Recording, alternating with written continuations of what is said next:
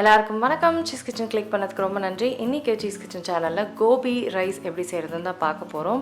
So இது வந்து ஒரு லன்ச் ரெசிபியாக, ஒரு லன்ச் பாக்ஸ் ரெசிபியாகவும் சூப்பராக இருக்கும். ஸோ ரொம்ப சிம்பிளாக செய்யக்கூடிய அந்த கோபி ரைஸ் எப்படி செஞ்சேன்னு பார்க்கலாம் வாங்க. கோபி 65 ரைஸுக்கு வந்து நான் கோபி எடுத்திருக்கேன். அதில் சில்லி பவுடரும் உப்பும் வந்து ஆட் பண்ணியிருக்கேன். ஸோ இது ஃப்ரை பண்ணிட்ட அப்புறம் தான் நம்ம வந்து ரைஸ் செய்ய போகிறோம். ஸோ இது ஆட் பண்ணியிருக்கேன். இதில் இஞ்சி பூண்டு விழுது, அரிசி மாவு, கார்ன்ஃப்ளவர்.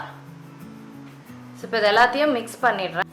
ஸோ எல்லாம் பண்ணியாச்சு. இப்போ வந்து இதை நல்லா டீப் ஃப்ரை பண்ணி நல்லா மொறுமொறுன்ட்டு எடுக்கணும்.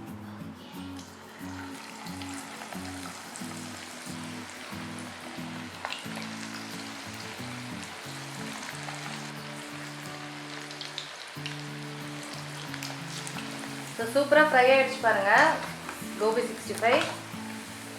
ஸோ நம்ம வந்து கோபி 65 ரைஸ் செய்ய ஆரம்பிச்சிடலாம். கோபி 65க்கு இப்போ ஆயில் சேர்க்குறேன்.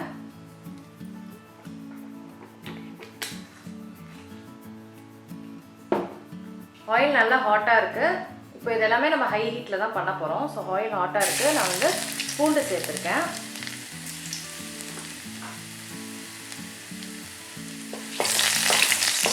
பூண்டு டக்குன்னு ஆகிடும். ஸோ நம்ம கிளறணும்.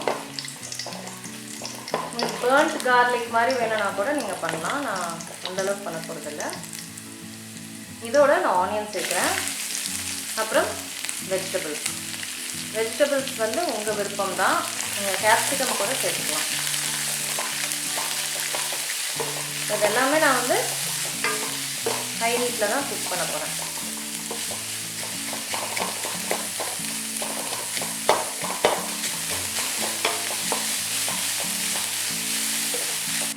இப்போ சோயா சாஸ் சேர்த்துக்கிறேன். ரெட் சில்லி சாஸ்,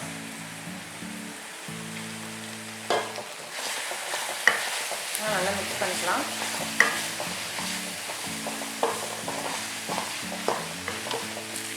இப்போ இதில் வந்து நம்ம ஃப்ரை பண்ணோம் இல்லைங்களா கோபி, அதை வந்து சேர்த்துக்க போகிறேன்.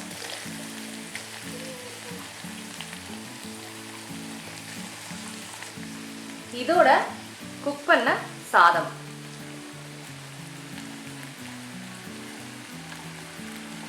இப்போ இதில் வந்து கொஞ்சம் சில்லி பவுடர், கொஞ்சம் பெப்பர் பவுடர்,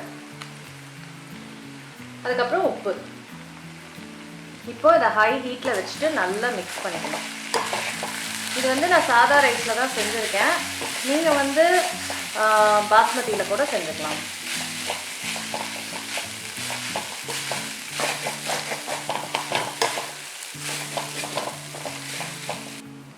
ஸோ இதில் கடைசியாக கொத்தமல்லி.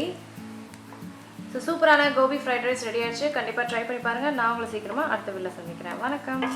இருங்க எங்கே போகிறீங்க? இந்த 2 வீடியோஸும் கண்டிப்பாக உங்களுக்கு பிடிக்கும். கிளிக் பண்ணி பாருங்கள்.